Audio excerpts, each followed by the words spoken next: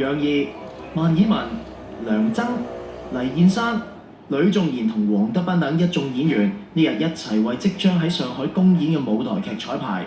話晒今次都係阿怡第一次挑戰舞台劇，心情緊張都好正常啫。相反，蚊蚊應該就淡定得多啦，因為佢20年前就已經參演過呢套舞台劇嘅電視劇版，而且呢次仲係演翻同一個角色，相信入戲應該都冇難度啦。蚊蚊係你做翻呢個角色咧，就係你20幾年前嘅電視版嘅角色。20啫。有20係啦。你個樣我帶你。唔使讚你啊！你同20年係。多謝。你個形態同個樣啊，神情都係冇㗎，冇變過啊。佢根本就係鳳萍嘅翻版啊！係啊。我好中意鳳萍呢個角色㗎，我唔知咧。佢係好可憐，但係佢同啲姊妹佢又好錫佢哋喎。係啊，係啊，咁變咗我覺得我特別中意鳳萍，我唔係個個楚楚可憐嘅角色都中意做，我中意做鳳萍。係啊，佢又為咗個男仔咁，然後一齊飛去越南啊。作為舞台劇初哥，阿怡呢次真係落足心機，佢用咗短短1星期時間就已經記熟成個劇本，令到一班拍檔都好佩服佢嘅專業態度。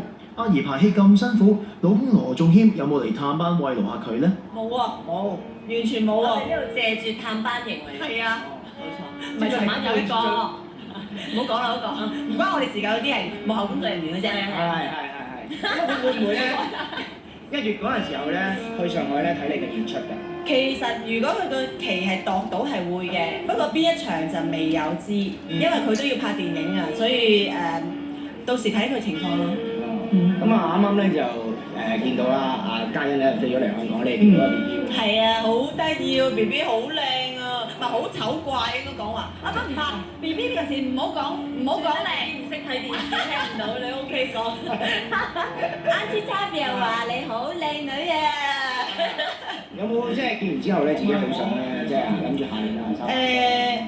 都係我覺得小朋友隨緣啦，即係唔會話刻意去諗得太多。加上而家做舞台劇，我全副精神都係放喺舞台劇呢個 BB 度。曾經參演過呢套舞台劇嘅梁琤，今次反而要喺劇中挑戰另一個新角色，而且角色性格同佢本身完全差天共地，搞到佢一開始都好唔習慣啊！本人講嘢嘅節奏係比較慢啲，同埋咧係唔係好容易就好火爆嗰啲人嘅。但係連西就係我嘅極端咯。咁而家我就係、有兩樣嘢喺心裏邊就好掙扎。我本身自我自己嘅性格啦，同埋個鳳萍裏邊嘅潛意識。咁變咗咧對我嚟講，我覺得今次真係好大挑戰性啊！會唔會有時真係講錯台詞啊、叫錯人咁㗎？因為我會冇啊，好叻㗎！我唔係啊，我仲要咧講啲好粗嘅説話嘅時候咧，我都轉咗好斯文嗰啲咧，例如唔知咩唔講 pat pat， 我通常係嚟講好核突㗎嘛，但係我都係講得好斯文。咁啊導演話喂，你唔可以講得咁斯文，連西唔係咁㗎嘛。黎燕珊第一次做舞台劇就要連踩20場，連跨年都要喺上海演出舞台劇，辛苦就梗㗎啦。不過可以同成班好拍檔一齊開工，心情都靚啲啦。一路排練咧，嚟到今日咧就已經係3個禮拜，亦都係最後一日啦。咁同大家嘅姊妹嘅感情咧相處得非常之融洽。我哋好多時大家互相鼓勵啦，互補不足啦。咁同埋阿怡咧，又好多時咧都會俾一啲秘方我哋啊，酒浸番薯嘅嘢咧，等我哋食咗筋骨活絡。咁你有冇俾翻啲秘方佢啊？有，梗係我呢啲背鏡頭後先講。德斌電視劇就拍